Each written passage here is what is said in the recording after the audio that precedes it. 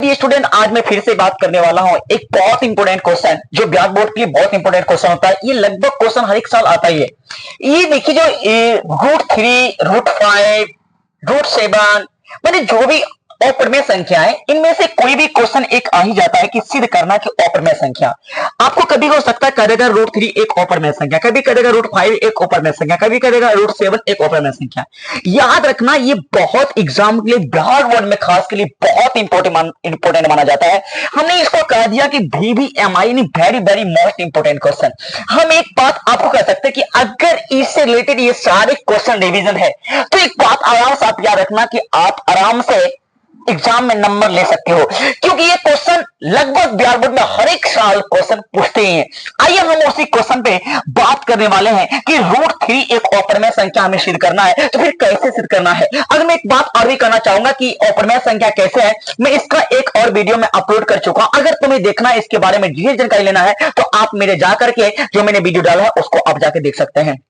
अब स्टूडेंट मैंने क्या किया, इसको मैं बताना चाहता हूं कि √2 एक अप्रमेय संख्या है, हमें ये सिद्ध करके दिखाना है। लेकिन एक बात याद रखना कि मैं ये कैसे सिद्ध हो सकता है, लेकिन देखिए सिद्ध तो हो सकता है। एक बार सिंपल से मेरा जो माइंड काम करता है, सबसे पहले आपको पता होना चाहिए कि हम इसे अपोजिट मानते हैं। जैसे कि एक अप्रमेय संख्या है तो उसे प्रमेय संख्या मानकर चलते हैं, और जब प्रमेय संख्या नहीं होता है तब हम क्या सिद्ध कर देते हैं, अप्रमेय संख्या। देखिए यहाँ पर लॉजिक क्या होता है, मैं सिंपल सी बात में ये जानता हूं कि अगर किसी इंसान को आपने चोर कहा, अगर आपने किसी को चोर कहा लेकिन वो क्या चोर और इंसान ने क्या किया, आपको सबूत कर दिया कि नहीं मैं चोर नहीं, इसका मतलब वो चोर नहीं, इसका मतलब क्या इंसान है। हम हमेशा अपूर्ण लिख चलते हैं कि माना कि तुम क्या चोर हो, अगर तुम चोर नहीं हो तो फिर क्या हो, इंसान हो, अच्छा हो। तो यही बात मैं कहना चाहता हूं कि अगर मैं लेके चलूंगा प्रमेय संख्या, अगर वो प्रमेय संख्या नहीं होगा फिर क्या होगा, अप्रमेय संख्या। सिंपल सी पॉइंट है। और मुझे क्लासमेट की दुनिया मुझे अच्छे से बात है कि जो मेरा दोस्त क्या हुआ था, हमने साइकिल लेके चला गया था और कल जा करके वही दोस्त मैंने कल आया रिटर्न, ठीक है, मैं बहुत ज्यादा बफराट का था तो साइकिल के चक्कर में साइकिल चोरी हो गया, लेकिन वही रिटर्न में मेरा दोस्त वापस आया तो बड़े बड़े कोचिंग में साइकिल लेके चला, तो साइकिल लेके आया तो मैंने कहा देखिए चोर, लेकिन क्या कहा कि नहीं मैंने साइकिल, आपका दोस्त साइकिल चुरा के नहीं ले गया, आपने चला गया इसलिए आपकी साइकिल को चोरी होने से बचाने के लिए मैंने आपका साइकिल को ले चला गया ताकि आपका साइकिल सेफ रहे। तो मुझे अब क्या हुआ, उसने ये प्रूफ करके दे दिया कि नहीं मैं चोर नहीं हूं, मैं क्या हूं, इंसान हूं। तो कुल मिलाकर क्या हुआ कि मैं ये कहना चाहता हूं कि अगर कोई इंसान चोर नहीं है तो फिर क्या इंसान है। उसी तरीके से मैं ये कहना चाहता हूं कि अगर हमें आपको सिद्ध करना हो और प्रमेय संख्या, तो आपको सबसे पहले प्रमेय संख्या मानकर चलना पड़ेगा। अगर वो नहीं होगा तो फिर क्या होगा, अप्रमेय संख्या। आइए मेरे स्टूडेंट इस पर बात करते हैं। और एक बात हमेशा याद रखना कि मैंने जो भी बातें करूंगा ना बिल्कुल इंपॉर्टेंट क्वेश्चन की बात करता हूं। अगर ये सारे क्वेश्चन को अगर आप रिपीट करते हैं, रिवीजन करते हैं, तो मैं अंदर आपको कह सकता हूं कि बिहार बोर्ड में आप बेटर रिजल्ट प्राप्त कर सकते हैं। यानी आपके लिए रिजल्ट के एक बेटर मार्क्स के लिए आपको न टेंशन करना पड़ेगा। अब मैं बात करना चाहता हूं, आइए मैं सिद्ध करने के लिए जाता हूं। सबसे पहले आप क्या करेंगे स्टूडेंट, हल लिख लेंगे। अब मैंने क्या किया, हल लिख करके सबसे पहले मैंने क्या किया, इसे क्या मान लेंगे, माना कि √2 एक प्रमेय संख्या है। माना कि √2 एक कैसी संख्या है, प्रमेय संख्या है। मैंने मान लिया कि √2 क्या है, एक अप्रमेय संख्या है। अब देखो जब कोई भी चीज प्रमेय संख्या होता है ना तो इसे हम क्या करते हैं, P/Q के रूप में लिख लेते हैं। जैसे कि आपको पता होना चाहिए कि जैसे कि अगर दो क्या प्रमेय संख्या, तो इसके नीचे में कुछ नहीं तो एक है, हम इसे क्या किए P/Q के रूप में लिख दिए। इसको कहते हैं P और नीचे क्या कहते हैं Q। अब क्या है, ये P और Q दोनों एक सहअवाह संख्या है। सहअवाह संख्या उसे कहते हैं जो एक अथवा स्वयंकर किसी को छोड़ करके नहीं लगता है। आप याद रखना, मैंने क्या मान लिया कि √2 एक प्रमेय संख्या है, तो इसलिए क्या हो जाएगा, इसलिए हो जाएगा P/Q बराबर √2, नीचे में कुछ नहीं तो एक। अब मैंने क्या P और Q के रूप में मान लिया, और P/Q के रूप में जब किसी भी चीज को लिख दिया जाता है तो उसी को हम क्या कहते हैं, प्रमेय संख्या। और मैंने P/Q के रूप में इसलिए लिखा क्योंकि मैंने √2 को क्या मान लिया, प्रमेय संख्या। अब याद रखेंगे स्टूडेंट, मैंने यहां पर P और Q दो सहअभाज्य संख्या है, सहअभाज्य संख्या है। अब याद रखेंगे सहअभाज्य संख्या जहां Q नॉट इक्वल टू 0 है, जहां Q नॉट इक्वल टू 0। अब यहां Q नॉट, अब एक बात मैंने कहा सहअभाज्य संख्या क्या होता है, जैसे कि 2/5। अगर आप देखेंगे तो ये कौन सहअभाज्य संख्या है, क्योंकि ये दो ही से कटेगा और 5 से कटेगा। ये क्या हो गया, सहअभाज्य संख्या। माने एक के अलावा एक से कटेगा या तो 2 से कटेगा, इसके अलावा कोई चीज जब नहीं करता है उसको क्या बोलते हैं, सअवार संख्या। तो देखिए क्या p बटा q को मैंने क्या किया, प्रमेय संख्या के रूप में लिख दिया और p और q को ऐसी संख्या मैंने लिया जो सअवार संख्या है। अब जब p बटा q के रूप में जब इसे ले लिया, अब क्या लिखेंगे, दोनों तरफ वर्ग करने पर, दोनों तरफ वर्ग करने पर आपको दोनों तरफ वर्ग करना पड़ेगा। अब जब दोनों तरफ वर्ग करेंगे तो देखो क्या होगा, ये हो गया p बटा q का होल स्क्वायर और इधर हो गया √2 का होल स्क्वायर। थोड़ा सा ध्यान देंगे तो बिल्कुल आपको समझ में आ जाएगा। अब क्या हो गया, ये हो गया p के स्क्वायर, ये नीचे हो गया q के स्क्वायर और ये क्या हो गया √2 स्क्वायर हटेगा तो क्या बनेगा 2, स्क्वायर हटता तो रूट भी हट जाता है। ये हो गया p के स्क्वायर बटा q के स्क्वायर बराबर क्या हो गया, आपको मिल गया 2, क्योंकि स्क्वायर हट रहा तो क्या रूट भी इसका हट गया।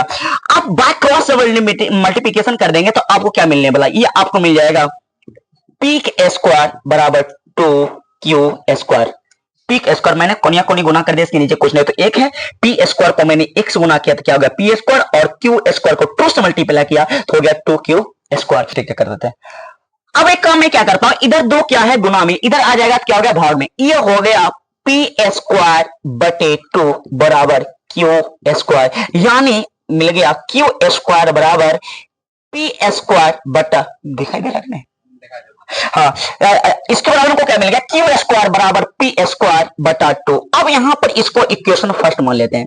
अब यहां पर आपको क्या देखने के लिए मिल रहा है, यहां पर आपको देखने के लिए ये मिल रहा होगा कि p स्क्वायर को 2 क्या कर रहा, विभाजित कर, दो p स्क्वायर को 2 विभाजित करने क्या हुआ कि p स्क्वायर को 2 क्या कर रहा, काट रहा। विभाजित करने का मतलब होता है क्या काट रहा है, जैसे कि 4 को अगर मैं कहता हूं कि 2 क्या करता, विभाजित करता, माने 2 से 2 गुना 4 इसको काट सकते हैं, मतलब उसको क्या करता है, विभाजित करता है। उसी तरीके से आप ये समझेंगे p स्क्वायर को 2 क्या कर रहा, विभाजित। अब हम इसको भाषा में लिखेंगे। अब मैंने क्या देखा, यहां पर मैंने इक्वेशन फर्स्ट मान लिया कि स्क्वायर बराबर आ गया p स्क्वायर बटे 2, मैंने कह दिया था कि ये p स्क्वायर को 2 क्या कर रहा, विभाजित कर रहा। आप याद रखेंगे कि p स्क्वायर को 2 विभाजित कर रहा, तो आप एक बात और कर सकते हैं कि जब स्क्वायर यहां से हटेगा तो स्क्वायर यहां से भी हटेगा। स्क्वायर को अगर मैं क्या करता हूं कि जब p स्क्वायर को अगर 2 विभाजित करता तो आप याद रखेंगे कि p को भी 2 विभाजित कर सकता है। लिखिए, चूंकि p स्क्वायर को 2 विभाजित करता है, क्योंकि p स्क्वायर को 2 विभाजित करता है,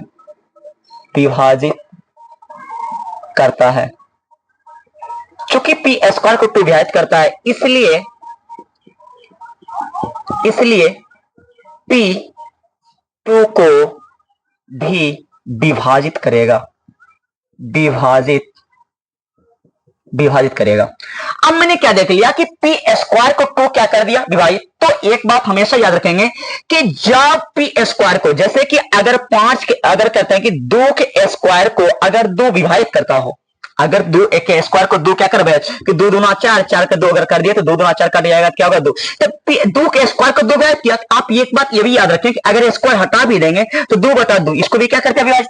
इससे क्या होता है कि 2 स्क्वायर को अगर 2 विभाजित करता है तो आप याद रखेंगे स्क्वायर हटा भी देंगे फिर भी क्या करेगा, विभाजित करेगा। इसलिए मैंने क्या लिख दिया, इसलिए कि p स्क्वायर को 2 विभाजित करता है, इसलिए p2 को भी क्या करेगा, विभाजित करेगा।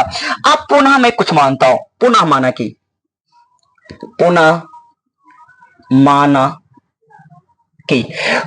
कि मैं क्या करने वाला, पुनः माना कि जो मेरा इक्वेशन फर्स्ट में, और इसको आप बैक क्रॉस मल्टीप्लिकेशन करके अगर आप लिखना चाहेंगे सही रूप में तो आप इसको लिख सकते हैं कि p स्क्वायर के बराबर 2q स्क्वायर।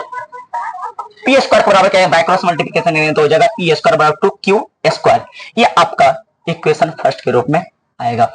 अब मैं सेकंड बात क्या करने वाला हूं, अब क्या करता हूं कि p के बराबर कुछ मान लेता हूं। अब एक बात आप हमेशा याद रखना है, क्योंकि आपको इसी के अकॉर्डिंग सबको सिद्ध करना है, चाहे √3 हो, √7 हो, √5 हो, जो भी आपको सिद्ध करना है तो इसी के अकॉर्डिंग सिद्ध करना है। तो आप याद रखेंगे p के बराबर जो मानेंगे ना आप हमेशा वही मानेंगे जो आपको यहां पर है।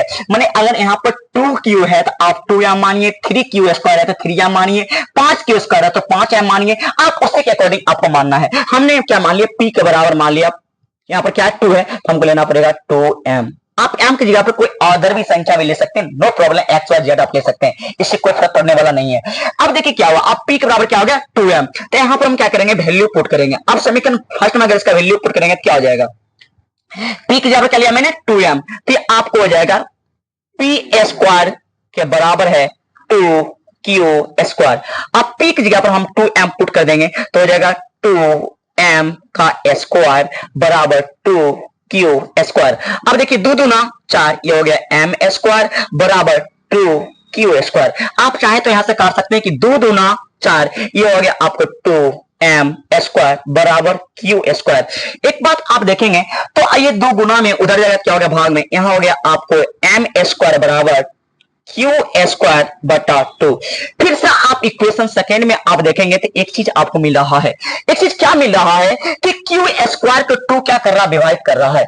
क्यू स्क्वायर को फिर उससे आ गया पॉइंट कि क्यू स्क्वायर को 2 विभाजित कर रहा है, तो आप याद रखेंगे क्यू को भी 2 क्या करेगा, विभाजित। मैंने बता दिया कि जैसे कि 5 के स्क्वायर को अगर 5 विभाजित करता है तो 5 के स्क्वायर को हटा भी देंगे कि 5 के स्क्वायर 25 25 होता है, अब 5 काट देंगे तो 25 25 कर जाएगा। तो 5 के स्क्वायर को 5 विभाजित किया तो स्क्वायर हटा भी देंगे तो फिर भी 5 को क्या करेगा, विभाजित। मैंने एक आ गया ना, तो 5 के स्क्वायर को जब 5 विभाजित कर रहा है तो स्क्वायर हटा देने के बाद भी 5 विभाजित कर रहा है। तो आप याद रखेंगे कि क्यू स्क्वायर अभी क्यू स्क्वायर को क्या कर रहा है, 2 विभाजित कर रहा है, तो यहां लिखेंगे चूंकि क्यू स्क्वायर को 2 विभाजित करता है लेकिन स्क्वायर हटा भी देंगे फिर विभाजित करेगा, तो क्या होगा, चूंकि वही बड़ा सेम भाषा रहेगा, चूंकि क्यू स्क्वायर 2 को विभाजित करता है, चूंकि क्यू स्क्वायर 2 को विभाजित करता है,